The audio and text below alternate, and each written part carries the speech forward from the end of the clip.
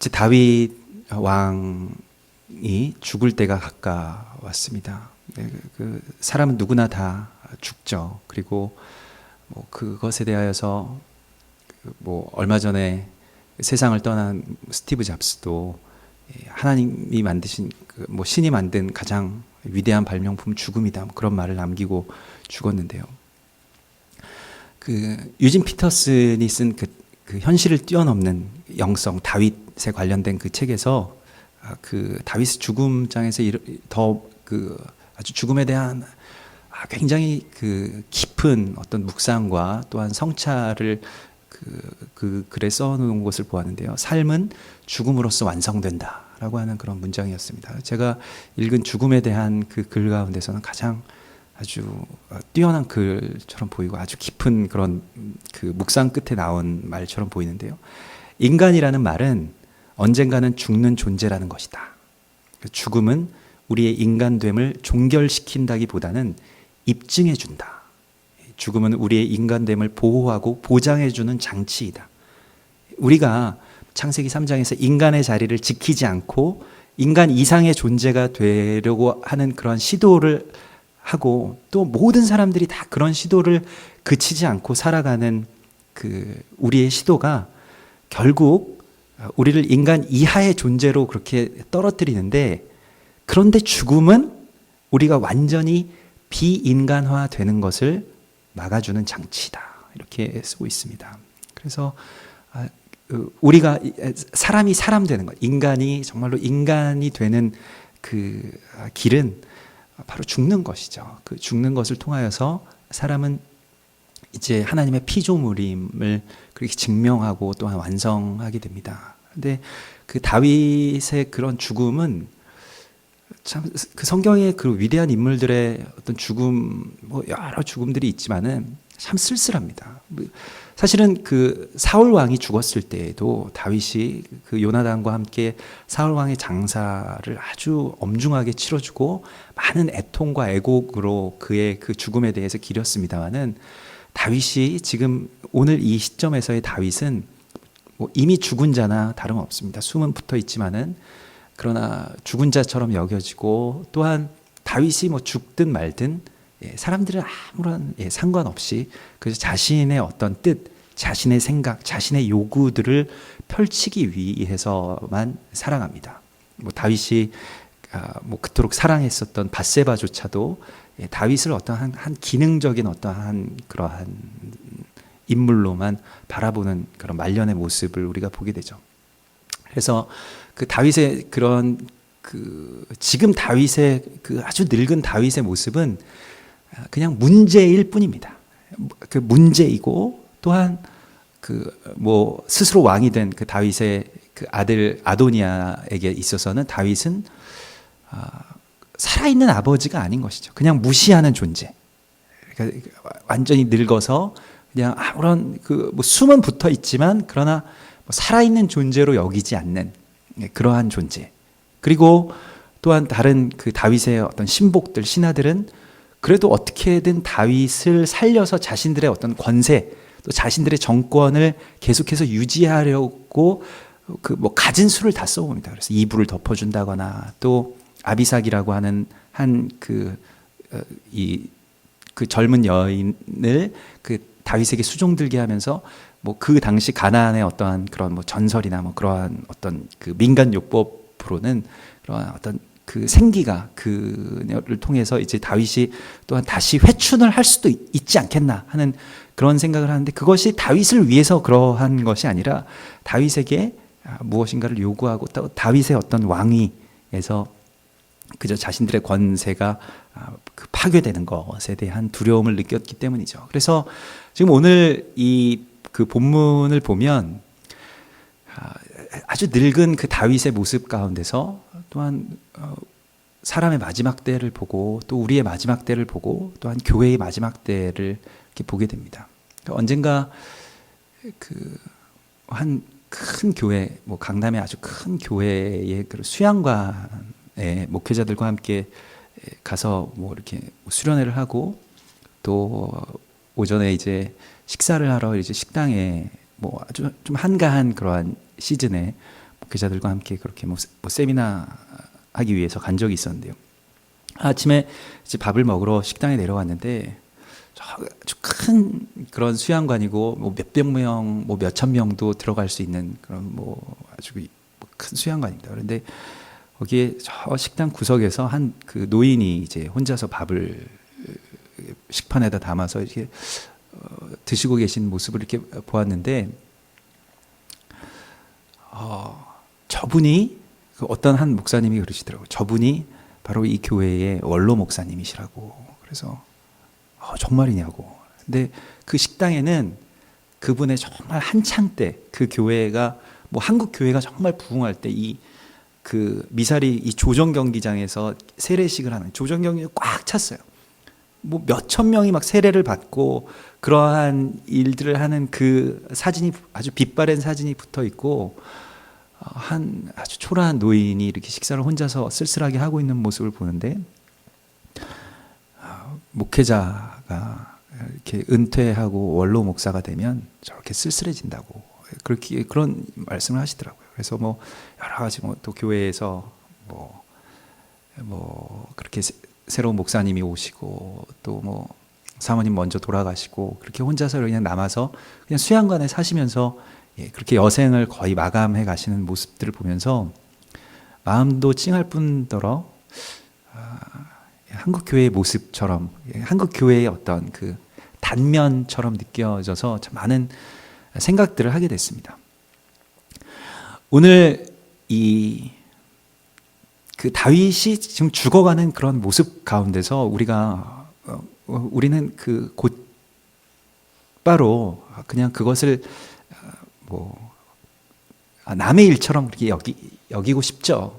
성경에서 다윗의 어떤 뭐 왕국, 다윗의 부흥, 뭐 다윗의 장막, 뭐 다윗의 뭐 엄청난 그런 승리, 이런 것들만을 우리는 참 보고 싶습니다만은, 그러나 오늘 우리가 그 다윗의 쓸쓸한 죽음에 대해서 직면할 필요가 있는 것이, 우리도 곧 이와 같이 죽는다는 것입니다. 그것은 뭐 큰 이변이 없는 한 거의 확실하게 주어진 우리의 어떤 길이고, 또한 우리의 지금 남은 시간들인데, 또 한 가지는 무엇이냐면 이 다윗이라고 하는 한 그 인물의 그런 마지막에 쓸쓸한 그런 장면들 가운데서 우리가 지금 우리의 어떤 현실, 지금 우리가 그러면 어떻게 살아야 되는가에 대한 그러한 메시지를, 또 아주 깊은 메시지를 여기서 우리가 발견할 수 있다는 것입니다. 그래서 이 열왕기상에서 주목해야 되는 한 사람의 이름은 누구냐면, 굉장히 중요하게 우리가 생각할 땐 그냥 넘어가는 어떤 한 인물이고, 이름이 꼭 기록되지 않아도 될 것 같은 한 인물이 있는데, 그가 바로 수넴 여인 아비삭입니다. 이 아비삭이라고 하는 인물에 대하여서 정말 성경에서 과소평가되어 있는 사람이고, 그 앞서 말씀드렸던 유진 피터슨의 그 현실에 뿌리박은 영성이라고 하는 그 책에서 그 아비삭에 대해서 너무 과소평가되어 있는 것에 대해서 자기는 동의하지 않는다. 아비삭에 대한 일반적인 그 성경의 어떤 성도들의 시각에 대해서 그 유진 피터슨 목사님은 자신 동의하지 않는다고, 굉장히 큰 어떤 의미로 그녀를 그렇게 손꼽고 있는데, 무엇이냐면 이 다윗 왕의, 이 늙은 다윗 왕에 대해서 모든 사람들이 무시하거나 아니면 살아있다고 생각하지 않거나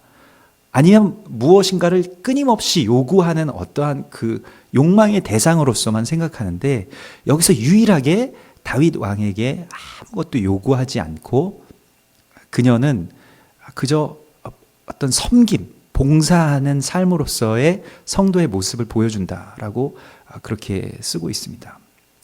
그리고 그 죽어가는 다윗 왕에게 마지막 어떤 자신의 온기, 자신의 생명을 계속해서 마치 산소호흡기처럼 그에게 전해줌으로써 다윗 왕이 마지막 사명을 감당할 수 있도록 도와주는 것이 또한 아비삭입니다.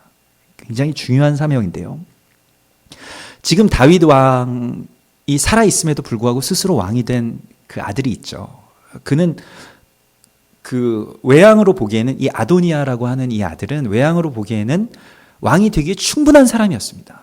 가장 왕으로서 적합한 인물이었고 이견이 없었습니다. 이 사람이 왕이 되는 것에 대하여서는 단적으로 이렇게 말하고 있는데 용모가 뛰어나고, 그러니까 이 보기에 너무 용모가 좋고, 지금 미국 대통령 선거도 그렇고 우리나라 대통령도 그렇고 이제는 용모가 뛰어나지 않으면 뽑히기가 어렵죠.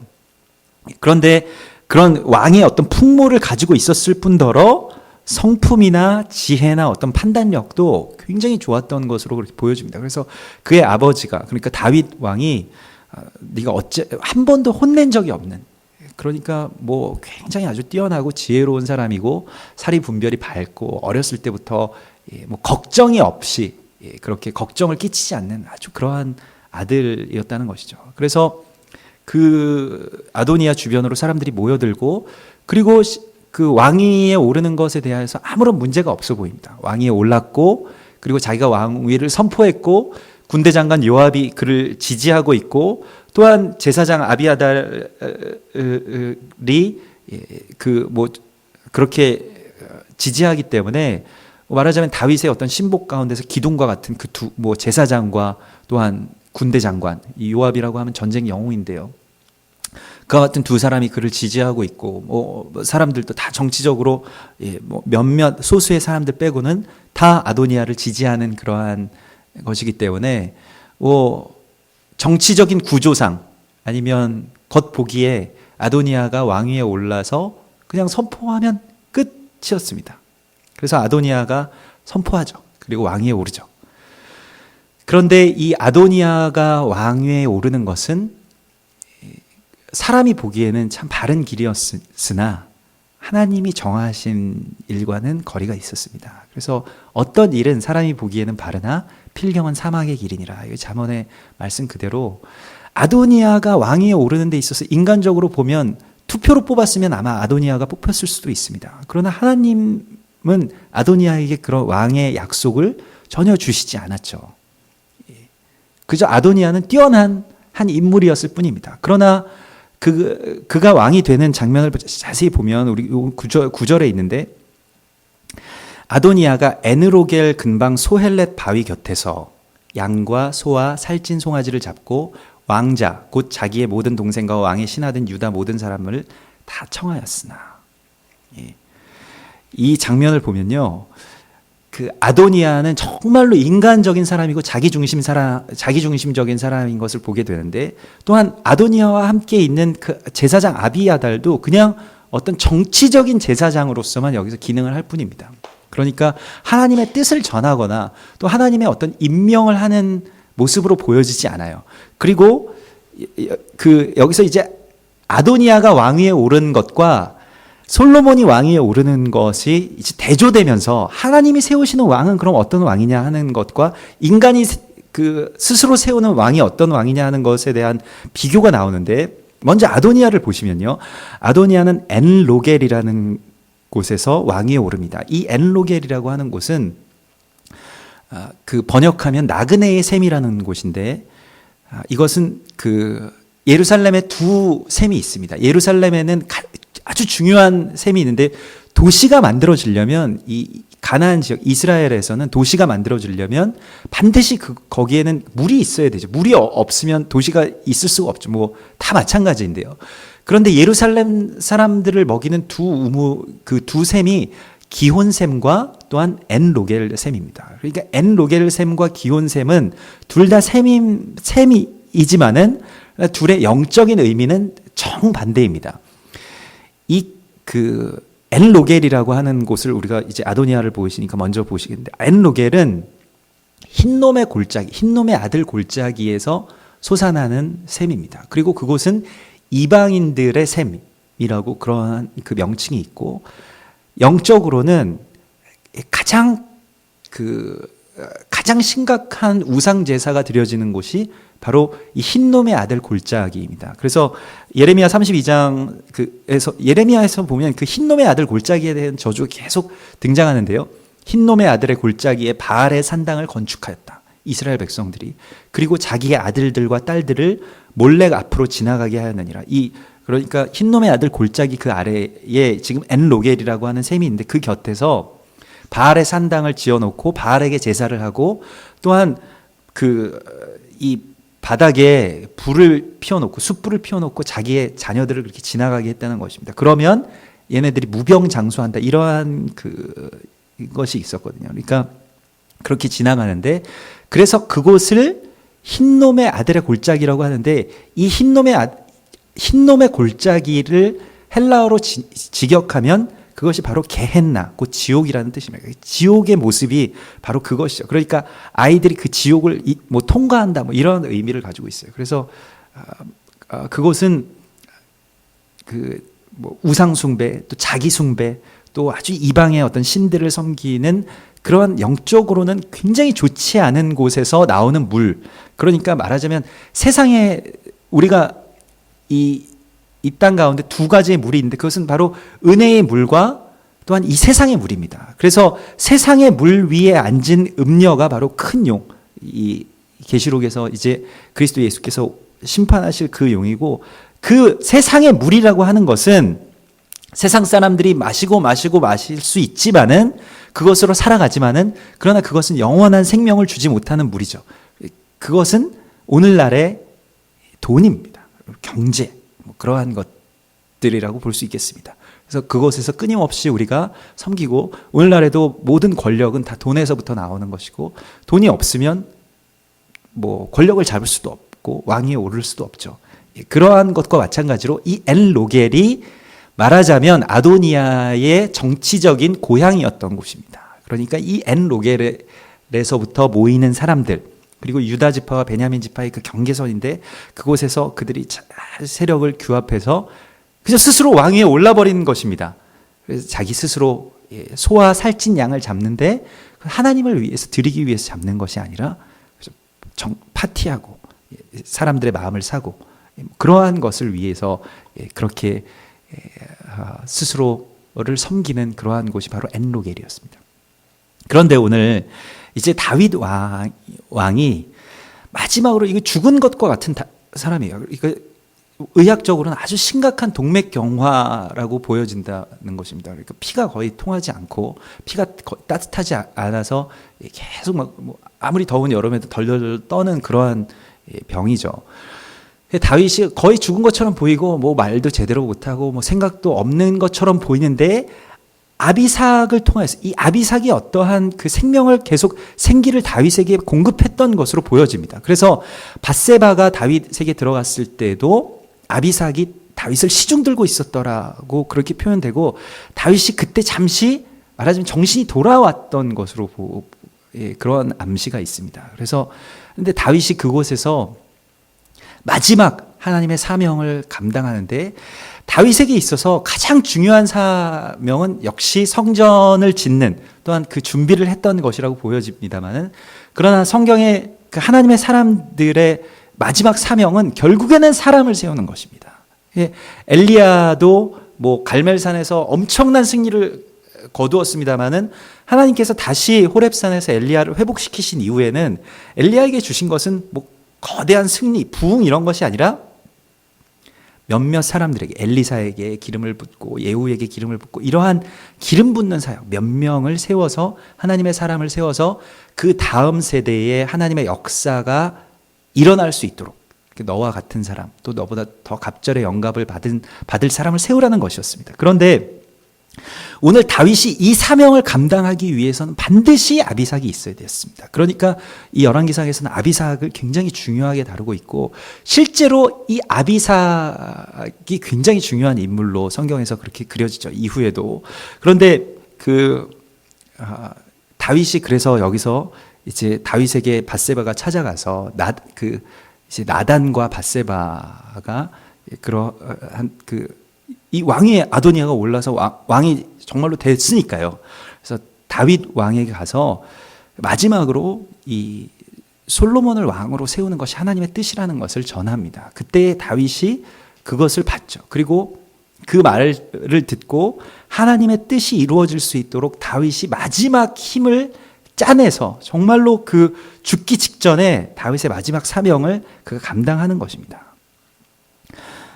다윗이 선지자 나단은 항상 다윗에게 뭐 쓴소리도 많이 했던 사람이죠. 그리고 밧세바와 가늠한 사건이 일어났을 때 나단이 와서 그 다윗을 책망하였죠. 그런데 이제 다시 밧세바와 같이 들어오게 됩니다. 그리고 나단이 하나님의 뜻대로 지금 솔로몬을 세우는 것이 하나님의 뜻입니다. 그래서 이 솔로몬의 사람들을 자세히 보면 솔로몬은 스스로 뭐 왕위에 오를 어떠한 것도 하지 않습니다.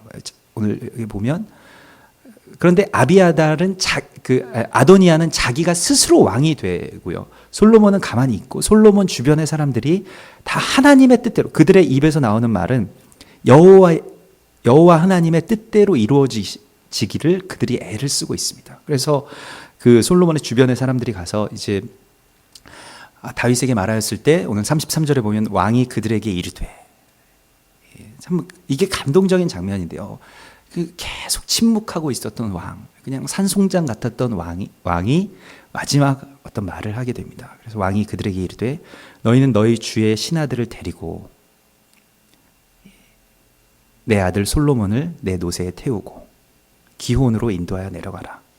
그리고 거기서 제사장 사독과 선지자 나단은 그에게 기름을 부어 이스라엘 왕으로 삼고 너희는 뿔나파를 불며 솔로몬은 만세수를 하옵소서 하라고 말합니다. 아도니아가 왕위에 오른 것은 스스로 오른 것이었습니다. 그러나 다윗은 지금 아도니아가 왕위에 오른 것과는 정반대의 대척점으로 내려가라고 말합니다. 기온샘으로 내려가라고 말합니다. 기온샘은 예루살렘에서 이제 그 식수원이 되는 가장 중요한 셈이죠. 그래서 하루에 2,500명 이상이 먹을 수 있는 물이 터져 나오는 그런 셈이고, 기혼이라는 그 지명이 차고 넘치도록 흐른다, 뭐 뿜어져 나온다라는 뜻이고, 의역하면 곧잘 은혜라는 단어로도 의역할 수 있습니다.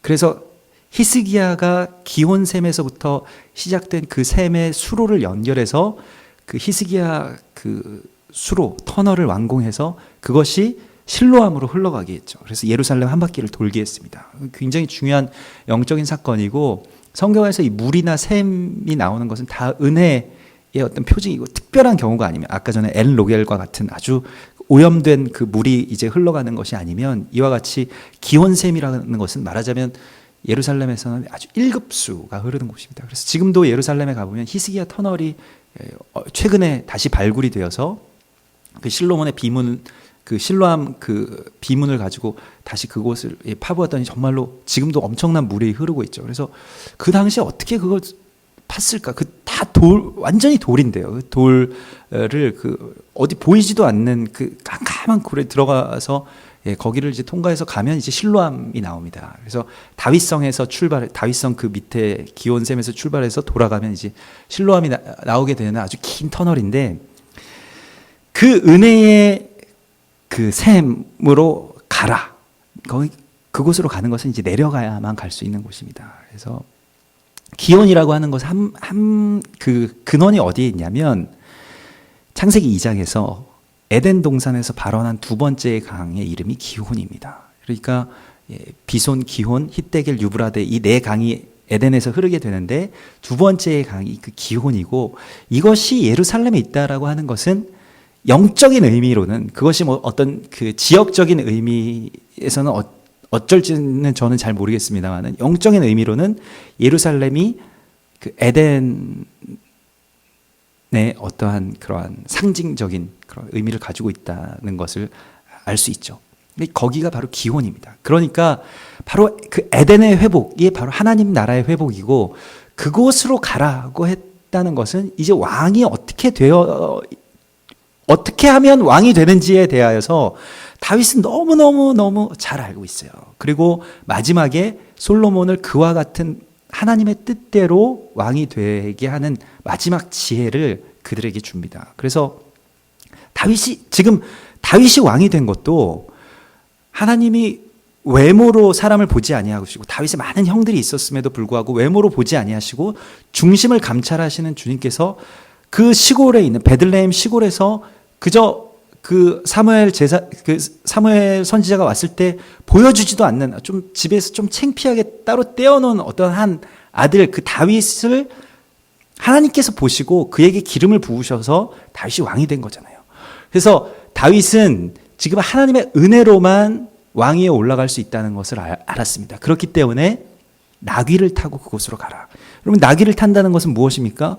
왕이 왕처럼 보이려면 나귀를 타야 될까요? 말을 타야 될까요? 항상 우리가 생각하는 것은 말을 타고 높은 곳으로 올라가야 왕이 되는 것이라고 생각합니다만은 세상이 생각하는 것, 사람이 생각하는 방법과는 정반대의 길을 다윗은 알려줍니다. 거기에 왕이 되는 길이 있다는 것을 다윗은 알아요. 그렇기 때문에 그것이 이제 스가랴서 9장 9절에 그는 겸손하여 나귀, 곧 나귀의 작은 것, 곧 새끼를 타고 오신다라고 말씀하시고 그것이 예수 그리스도께서 나귀를 타고 올라오시는 그 장면으로 이어지게 되죠. 그래서 솔로몬의 이 직위는 곧바로 훗날에 예수 그리스도께서 왕위를 받으시면서 호산나 하는 찬양을 받으시면서 올라오는 그 장면과 또한 연관돼서 이어지게 됩니다. 그런데 이 기온샘으로 내려가서 그곳에서 기름 부으심으로 왕을 세우라고 말하고 있는 것입니다. 왕이 왕 되는 것은 사람의 어떤 권세로 되는 것도 아니고 계획으로 되는 것도 아니고 정치로 되는 것도 아니고 여호와께서 기름을 부어서 세우셔야만 되는 것이다 하는 것을 다윗이 자신의 어떤 경험을 통하여서 그것을 알고 있고 또한 그것을 그들에게 전수해 줍니다. 그래서 솔로몬이 왕위로 올라가게 되는 것이죠. 그래서 솔로몬은 어릴 때부터 나단 선지자로부터 여디디아라는 그러한 그 애칭을 가지고 있었는데 여디디아는 하나님이 사랑하는 사람이라는 뜻입니다. 그래서 솔로몬은 능력도 뛰어나지 않고 뭐 야망도 없었던 것으로 그렇게 보입니다. 그렇지만 하나님이 그와 늘 함께 하셨고 또한 그가 스스로 자기 자신을 높이고 왕위에 오르려고 하는 그러한 노력을 했다기보다는 그저 하나님 앞에서 겸비한 자로 있으려고 했던 사람으로 그렇게 보여집니다. 그래서 솔로몬이 실제로 왕위에 오른 이후에도 또 성전을 지은 이후에도 솔로몬 계속 예배하는 사람이었고 하나님 앞에 기도하는 사람이었고 묵상하는 사람이었죠. 물론 말년에 좀 여러 가지 혼탁한 그런 통로가 되기도 하였습니다만 그래서 솔로몬은 사람들을 의지하지 않고 또 자신의 어떤 세력을 막 키우려고 하지 않았습니다만은 그런 하나님께서 그를 세워주셔서 그가 왕이 된 것입니다. 그래서 속담에도 그러한 어떤 날카로운 송곳은 주머니를 뚫는다라고 하는 그런 속담이 있는 것처럼 베드로전서 5장 6절에서도 그러므로 하나님의 능하신 손 아래에서 겸손하라 때가 되면 너희를 높이시리라고 말씀하십니다. 사람이 자기가 스스로 막 높아지려고 스스로 뛰어보려고 스스로 뭔가 왕이 되려고 하는 그런 시도들을 다 멈추어야 됩니다. 하나님이 때가 되면 하나님의 사람들을 다 높이시게 되어 있어요. 그래서 제가 직접적으로 어떤 분들이 저한테 그런 말씀을 하신 것은 아니지만 교회가 개척되고 또 입당하는 그 시점에 모세골이라고 하는 이명수 목사님이 섬기고 계시는 곳에 가서 이제 목회자 세미나에 잠깐 참석을 할 수가 있었습니다. 좀 기회가 돼서 그곳에서 이명수 목사님이 그런 말씀을 하시더라고요. 목회를 하면서 목사님들이 가장 주의하셔야 될 것은 목회를 띄우려고 하지 마십시오. 그런 말씀을 하시더라고요. 그거 참 제가 기억이 많이 남습니다. 그래서 목회를 해서 뭔가 띄워서 이 목회를 성장시키려고 하는 시도들은 결국 한계가 있습니다. 이렇게 말씀하시더라고요. 그래서 무슨 감자탕 교회니 무슨 두 날개 교회니 그런 거가 특별한 게 아닌데도 그걸 가지고 막 띄우려고 하지 말고 그저 겸손하게 하나님 앞에서 겸비하게 엎드리십시오. 그러면 하나님의 은혜가 흘러 들어가면 그것으로 되는 것입니다. 이렇게 말씀을 하시더라고요. 그래서 참 지금도 그런 기억을 하고 있는데 사람이 자기 스스로를 띄우려고 하는 것만큼 어리석은 일이 없죠.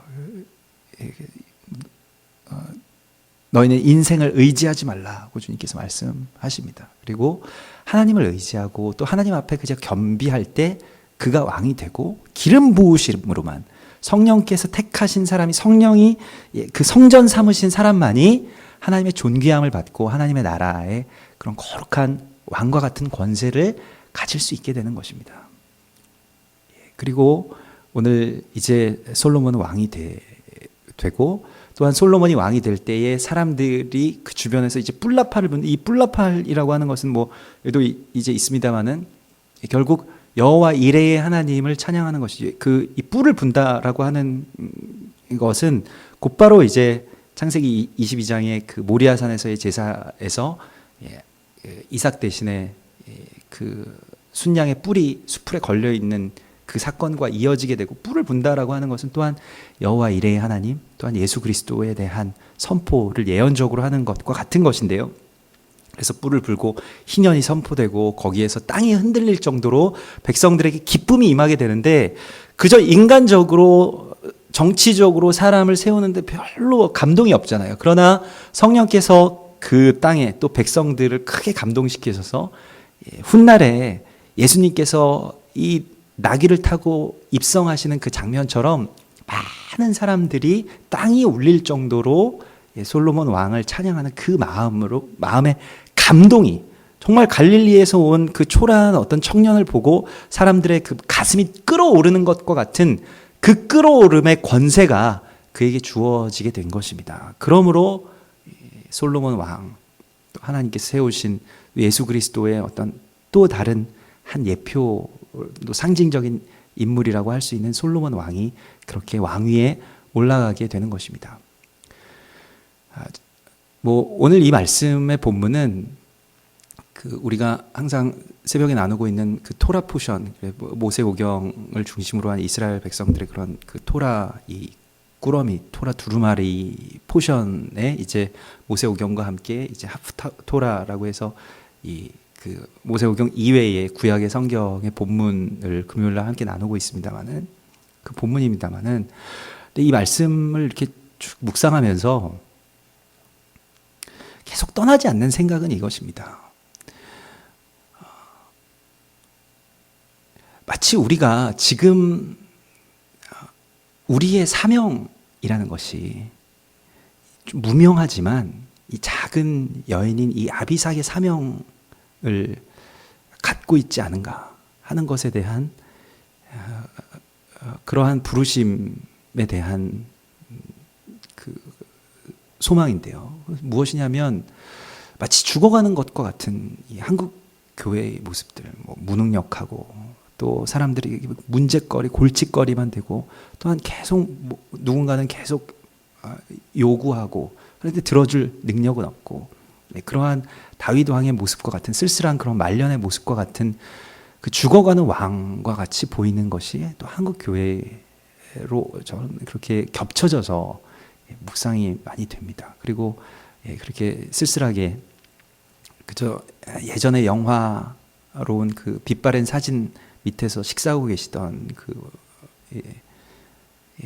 그 쓸쓸한 목사님의 모습도 생각이 나고요. 그리고 한국 교회가 지금 우리가 한국 교회에 대하여서 막 예전에 어떤 부흥, 뭐 여의도 광장을 가득 채우고 뭐 사람들이 막 다 뭐 교회가 터져 나가고 뭐 높은 건물들이 올라가고 막 세계로 뻗어 나가고 이런 그 다윗 왕국의 어떤 절정기를 이 죽어가는 왕에게 요구한다는 것은 사실 우리의 어떤 욕망이 아니겠는가 하는 생각도 하게 됐습니다. 그리고 마지막에 하나님께서 또한 정말로 그렇다면 뭐 어느 나라의 교회나 영원한 교회가 없죠. 이 어떤 나라의 교회라는 것은 지금 뭐 터키에 남아있는 뭐 고린도 교회, 무슨 안디옥 교회 그런 흔적들과 같이 그냥 유적들만 남게 된다면, 그러나 마지막에 정말 석양과 같이 붉게 물들이는 어떤 하나님의 사명, 마지막 사명이 한 가지가 있다면, 그것에 대해서 우리가 한국 교회가 마지막으로 각성을 할 수 있게 되는 그러한 생기, 그러한 어떤 작은 온기라도 우리가 전할 수 있는 아비삭과 같은 사명을 감당해야 되지 않겠는가 하는 생각 가운데 가게 됐습니다. 그것은 어떻게 보면 인간적으로는 우리 뭐 다 다윗의 왕국과 같은 엄청난 사역을 하고 싶죠. 부흥의 어떤 절정 가운데 있고 싶습니다만은, 그러나 여러분 다시 겸손하게 주님 앞에 엎드릴 때 아비삭만큼 또 하나님께서 사랑하시는 그러한 또 하나님의 거룩한 신부의 모형이 없습니다. 그래서 솔로몬이 훗날에 아가서라고 하는 아주 엄청난 그 예언적인 또 그 시를 지으면서 노래 중에 노래라고 그렇게 표현되는 아가서를 지으면서 모델로 삼았던 여인이 아마도 저는 아비삭이라고 생각합니다. 왜냐하면 아가서의 주인공도 술람미 여인이었거든요. 이 술람미 여인이 뭐 그렇게 흔한 지명이 아니기 때문에 술람미가 곧 수넴입니다. 그래서 그 술람미 여인이 왕궁에 와서 왕의 신부가 되는 이야기가 아가서의 스토리거든요. 뭐 분명히 수넴 여인과 관계가 있을 것이고, 오늘 아도니아는 왕위에서는 물러났지만 끝까지 이 아도니아가 실제로 노렸던 것은 이 열왕기상 1장에서는 이제 아도니아를 솔로몬이 살려주는데요. 2장 가서 아도니아가 수넴 여인 이 아비삭을 나에게 달라고 요구하는 것 때문에 솔로몬에게 죽임을 당합니다. 그래서 그 솔로몬이 아도니아를 죽이죠. 왜 그를 탐하였을까? 왜 그에 대한 어떤 욕망을 가졌을까 하는 것에 대해서도 우리가 묵상을 해 보아야 할 것인데요. 만약 우리가 지금 이 시대에 대해서 분별할 줄 안다면 아비삭의 그 사명을 우리는 받아야 할 것입니다. 교회가 뭔가 어떤 큰 일, 뭐 엄청난 하나님의 사명, 뭐 하나님의 일들을 하는 것도 좋지만 또 그러한 때도 있지만은 아비삭과 같이 정말 성령 안에서 그 생기를 누군가에게 또한 교회에게 죽어가는 또 그 한국 교회에게 전할 때에 한국 교회가 반드시 그 다음 세대에 또한 그 주님께서 부어주실 새 부대인 솔로몬과 같은 또 새로운 하나님의 역사가 열리는 데에 큰 기여를 할 것이라고 믿습니다. 그러므로 우리가 지금 우리가 다 하나님의 길을 가고 있잖아요. 그리고 하나님의 사명 가운데 있잖아요. 그래서 거기에 대해서 저도 사역자이고 또한 교회를 우리가 섬기고 있는 다 주님의 사람들인데, 이곳에서 우리가 그러한 소망을 다시 품고 또 한국 교회가 죽어가는 한국 교회가 우리를 통해서 어떠한 온기를 받고 또한 생기를 받고 또 마지막 사명을 감당하고 또한 그것에 대해서 눈을 뜨게 되는 그런 거룩한 하나님의 나라 그리고 하나님의 역사가 이루어질 것을 믿습니다. 이러한 주님의 소망 가운데 한 걸음 한 걸음 나아가는 주님의 성도들이 되시기를 주의 이름으로 축원합니다. 같이 기도하겠습니다.